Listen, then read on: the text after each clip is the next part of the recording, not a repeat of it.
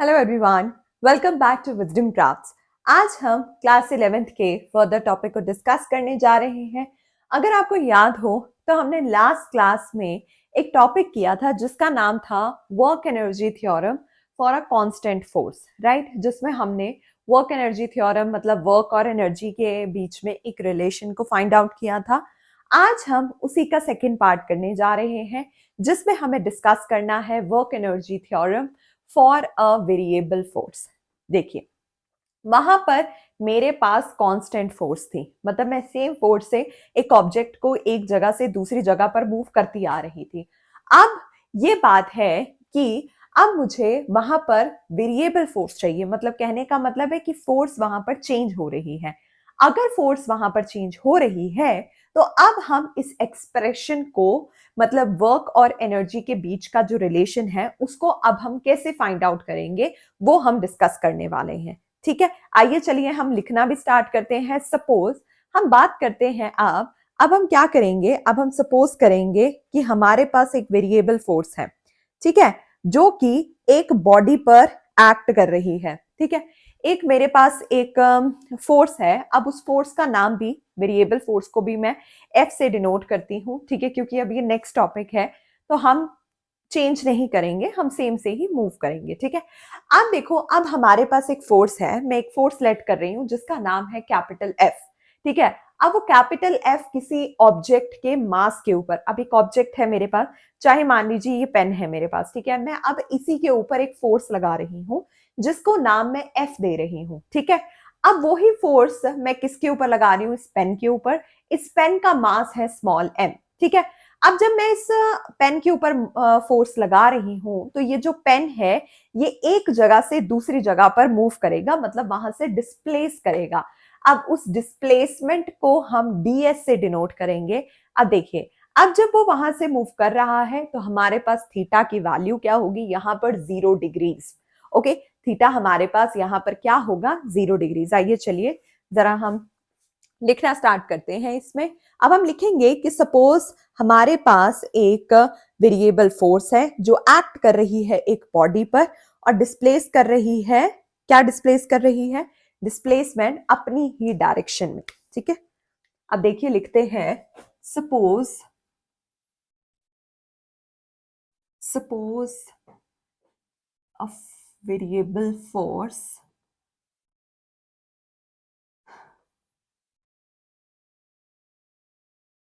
capital F, okay, acting on a body.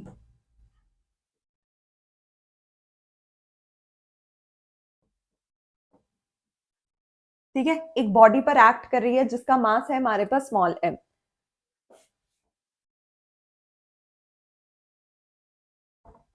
Body of mass small M and displaced and produce a displacement, और आप कह सकते हैं and displaced from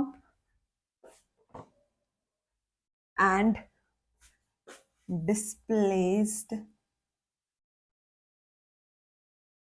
by ds, okay, in its own direction, okay, in its own direction, in its own direction. जब हम own direction में करेंगे तब हमारे पास जो थीटा होगा वो 0 डिग्रीज के इक्वल आ जाएगा। ठीक है, ये था हमारा कुछ, मतलब जो हमें कंडीशंस यहाँ पर फॉलो करनी है या अप्लाई करनी है, आप कुछ भी कह सकते हो।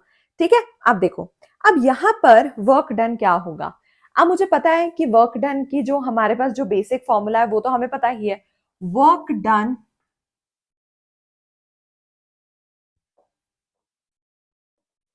एक्टेड इज, अब हमें पता है W किसके इक्वल होता है?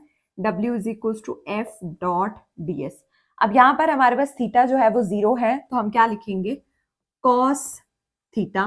ठीक है, that is theta is equal to 0 degree. तो क्या है हमारे पास? W is equal to F dot D S cos 0 degree.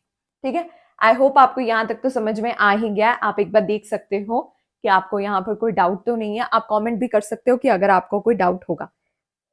ठीक है, चलो अब देखो, अब जब मेरे पास कॉस 0 है, अब मुझे पता है कि मेरे पास कॉस 0 तो 1 के इक्वल होता है, तो मेरे पास वर्क डन की वैल्यू क्या आ गई, W is equal to F dot ds।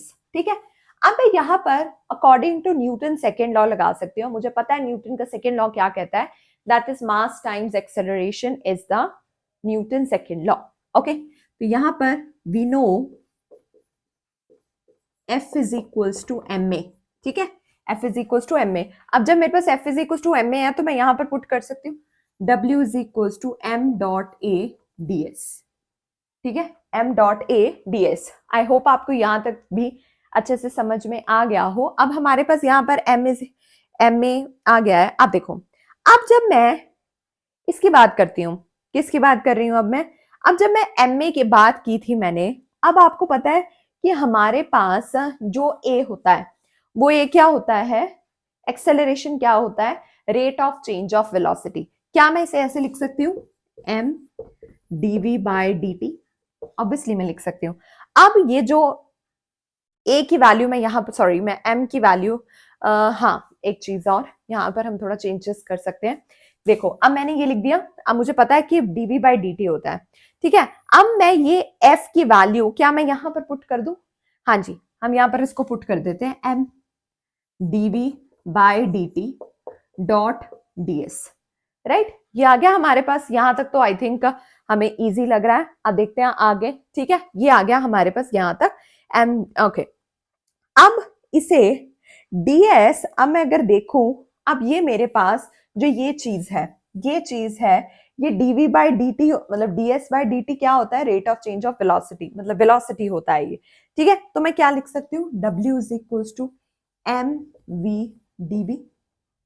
Right, लिख सकती हूं मैं एम वी dv। यहां तक तो हमारा सॉल्व हो गया। ठीक है, अब देखो, अब अगर हम वेरिएबल फोर्स की बात कर रहे हैं, जब हम फोर्स अप्लाई कर रहे हैं तो वो u से v तक तो मूव कर ही रही है। मेरे कहने का मतलब है कि जब हम वेरिएबल फोर्स की बात कर रहे हैं, मतलब फोर्स चेंज हो रही है, जैसे जैसे फोर्स चेंज हो रही है वेलोसिटी भी चेंज होगी। पहले हमारे पास इनिशियल वेलोसिटी होगी, फिर हमारे पास फाइनल वेलोसिटी होगी। अगर आप कोई चीज वर्क डन कर रहे हो, जब आप वर्क डन कर रहे हो तो वहां पर जो हमारी वेलोसिटी है वो u से v तक चेंज होगी। तो हम इंटीग्रेशन करेंगे इसका, किसका इंटीग्रेशन करेंगे, अगर ओवरऑल हमें निकालना है तो हम किसका इंटीग्रेशन करेंगे, v का। ठीक है, तो rest of the things will be as it is.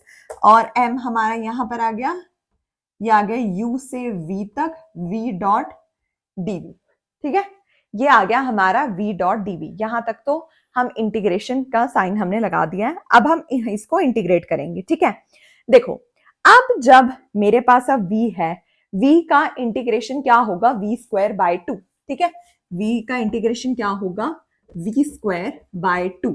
ठीक है, अब ये dv तो हट जाएगा और ये हमारे पास एज इट इज ही रह जाएगा, लिमिट्स एज इट इज ही रह जाएंगी। अब देखो, अब हम क्या लिखेंगे, upper limit minus lower limit. ठीक है, तो w is equal to m v square minus U square over 2। ठीक है, v square minus U square over 2। अब देखो, अगर मैं इसे लिख सकती हूँ, ये तो हमारे पास एक्सप्रेशन आ गया, मैं इसे रीअरेंज कर लूं तो half m v square minus U square आ गया, जिसका मतलब है कि जो हमारा वर्क डन है वो किसके इक्वल है, चेंज इन वेलोसिटी के इक्वल है। ठीक है, आई होप आपको ये टॉपिक भी अच्छे से समझ में आ गया हो। आज हमने work done, work energy theorem for variable force के लिए भी कर लिया है और पिछली क्लास में हमें कांस्टेंट फोर्स के लिए किया था। ठीक है, आई होप आपको ये टॉपिक अच्छे से समझ में आ गया हो। अगर आ गया है तो प्लीज सब्सक्राइब करना ना भूलिए और शेयर जरूर कीजिए, और अगर आपको कोई भी डाउट है तो आप कमेंट कर सकते हैं। So stay tuned for the next class. Thank you.